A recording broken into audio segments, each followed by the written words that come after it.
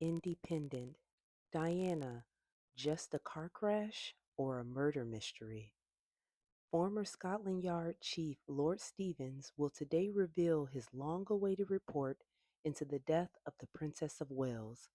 But will it silence the conspiracy theorists? Guy Adams reports. Published Wednesday, December 13th, 2006. Let's get straight to the point. There was no cover up, no murder plot, and no sabotage. No Secret Service hitmen were involved, and any half Muslim baby was but a twinkle in Dodi Fayed's eye. That, at least, is the likely verdict of Lord Stevens of Kirk Wilpington, who will today give his final verdict on how the world's most famous woman actually died. At midday, in a conference center next to the Houses of Parliament, the former Commissioner of the Metropolitan Police will piece together the events that saw Diana, Princess of Wales, killed in a Paris underpass one Sunday morning in 1997. His £2 million inquiry, one of the most complex and expensive police investigations in recent history, is expected to conclude what many have always believed. Diana's death was a tragic accident. Stevens will claim the princess was killed when a Mercedes S280, being driven by a drunk man and pursued by several paparazzi photographers, crashed into a pillar in the Pont d'Alma tunnel. She was not wearing a seatbelt. Before the world's media, he plans to forensically examine and then discard the various claims, counterclaims, and conspiracies that surround the most talked about death since JFK was picked off from a grassy knoll in Dallas. Princes William and Harry, who were passed a copy of the report last night, are said to have welcomed its findings. Not everyone is convinced, though. 40% of the British public have also weighed up the evidence, and they detect a distinct whiff of fish about Diana's untimely death. Vociferous conspiracy theorist is Mohammed Fayed, whose son Dodi also died in the fatal crash. He has long claimed that the couple were murdered as part of a complex plot involving Prince Philip and MI6, and has scheduled his own press conference for later in the afternoon. Quote, Mo's got dossiers and dossiers of evidence and is going to start publicizing them in all sorts of arenas, end quote, said an associate yesterday. Quote, there's a book project, TV documentaries, and even a Harvey Weinstein film on the cards. This issue is not going to go away. He's still a father grieving for his eldest son and won't let this lie, end quote. After tomorrow's press conference, Fayed's next opportunity to air claims of murky practice will be the much delayed inquest into Diana's death, which is scheduled to resume next month. There, Royal Coroner Dame Elizabeth Butler Sloss will have much to discuss. Here, to get the ball rolling, are just 14 of the cock-ups, conspiracies, and unanswered questions that continue to surround the death of a princess. The quote-unquote phantom pregnancy. Mohammed Fayed believes the British Secret Service murdered Diana and her boyfriend Dodi because she was pregnant with his child. He says her body was embalmed to corrupt DNA tests, so the father of any baby she might have been carrying could not be identified. However, when a full post-mortem was performed, no evidence of pregnancy was found. In addition, Rosa Monckton, the princess's closest friend, told the inquiry that when they were on holiday 10 days earlier, Diana's menstrual cycle had started. Forensic tests on droplets of her blood from the back seat of the Mercedes were also found not to have the hormone levels of a pregnant woman. The quote unquote engagement ring. Mr. Fayed believes that Diana was engaged to his son and claims the couple were killed because Prince Philip didn't want the mother of a future king marrying a Muslim. Alberto Raposi, a Monte Carlo jeweler who claimed that the couple had bought a 230-pound emerald and diamond engagement ring weeks before their death. Although the story was apparently backed up with CCTV footage and receipts from his Monaco showroom, Mr. Raposi has since changed his recollection of events. The quote unquote death note. Lord Stevens interviewed both Prince Charles and Paul Burrell, Diana's former butler, over a note that was apparently written by the princess 10 months before her death. Part of it read, quote, "My husband is planning an accident in my car, brake failure, and serious head injury to make the path clear for him to marry." End quote. Although the message seems prescient, there was no evidence of sabotage to the Mercedes. The crash was caused by excessive speed rather than brake failure. The driver, Henri Paul, the couple's 41-year-old driver who was instantly killed in the crash, turns out to have been in the pay of the French intelligence services. Lord Stevens has traced more than £100,000 he had amassed in 14 bank accounts.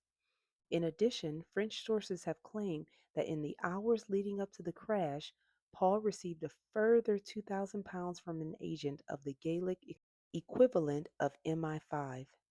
No payments have been linked to Diana's death, though. The cash may have bought inside information, but Paul is unlikely to have been a willing participant in a plot causing his death. The blood sample. Post mortem examination on Henri Paul suggested that he was drunk. Tests revealed 1.74 milliliters of alcohol per milliliter of blood, more than 3 times the French drink drive limit. However, the Fayette camp maintains that blood samples taken from his body were swapped with those of someone else to cover up a murder plot. CCTV footage of Paul leaving the Paris Ritz with the couple does not indicate that he was intoxicated, Fayette claims. He was not an alcoholic and had passed a medical for his pilot's license just 3 days earlier.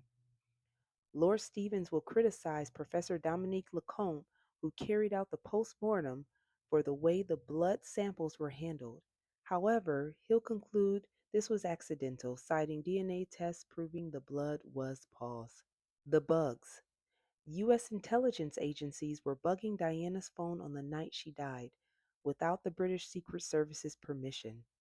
The American National Security Agency refused to release its files on the affair because of an quote unquote exceptionally grave threat to the country's security. The surveillance is unlikely to be connected to the princess's death, though. Instead, U.S. spooks were said to have been monitoring Diana's friendship with Teddy Forsman, a controversial financier. The hitman. According to Fayed, 2 British Secret Service men who must for legal reasons remain anonymous were involved in an assassination attempt to help prop up the House of Windsor. Although the prospect of Diana marrying a Muslim would have greatly concerned the British royals, Stevens has interviewed both agents and found that neither was in Paris at the time of the accident. In addition, MI5 and MI6 opened up their files. No plot was found. The CCTV cameras. There were more than 14 CCTV cameras in the Pont d'Alma underpass, yet none have recorded footage of the fatal collision. Sources have claimed that they were turned to face the wall or were simply switched off. The official French judicial inquiry into the crash was told that none of the cameras were working. However, one motorist received a speeding ticket after being caught on a nearby camera 15 minutes before the accident. The Fiat Uno. A Wyatt Fiat Uno was seen to collide with the Mercedes as it entered the tunnel. Unexplained white paint was later found on the car's wreckage, and part of a bumper and tail light were found near the scene of the crash. An exhaustive database search of 112,000 similar Fiats never found the elusive car, and no driver came forward. James Anderson. This French photographer, who had been following Diana and Dodi all summer, was known to have owned a white Fiat Uno, which was sold and resprayed days after the crash. He was also a paid informant for both British and French intelligence, but insisted that he was not in Paris on the night of the accident. 3 years later, his charred remains were found in a locked car in remote farmland in the south of France. Local authorities said it was a suicide. Conspiracy theorists say it was murder. The Bright Light. In his memoir Spies, Lies, and Whistleblowers, the former MI5 agent Annie McCone complaint, British intelligence paid to have Diana killed by shining a bright light at the car after it entered the tunnel to prevent Paul seeing. The operation would have borne similarities to an identical MI6 plot aimed at assassinating Slobodan Milosevic during the 1990s. However, as a murder technique, it is hazardous. Although some eyewitnesses have reported seeing a white flash at the time of the collision, Lord Stevens is expected to conclude that there is insufficient evidence to support the theory. The emergency services. One of the largest concerns about Diana's death has been the length of time it took to extract her from the wreckage of the Mercedes. Some experts have suggested that the princess might have been saved if she had been operated on more rapidly. However, French paramedics do a lot of quote unquote stabilization work on site. The break ins. 4 nights after the crash, a photographer called Lionel Chirault, who had been acting as an agent forwarding pictures to international media, had his flat in London broken into. The intruders left all the valuables and took only two computer hard disk drives and a laptop. More recently, Lord Stevens' assistant had his laptop pinched in a burglary. A heroin addict, David Forster, was later convicted of the crime. The last words. Although Diana never officially regained consciousness after the crash, Mohammed Fayed claims she told a nurse at her Paris hospital, quote, I would like all my possessions in Dodi's apartment to be given to my sister Sarah, and please tell her to take care of my boys, end quote. However, investigators have probed staff rotas and the nurse has never been found.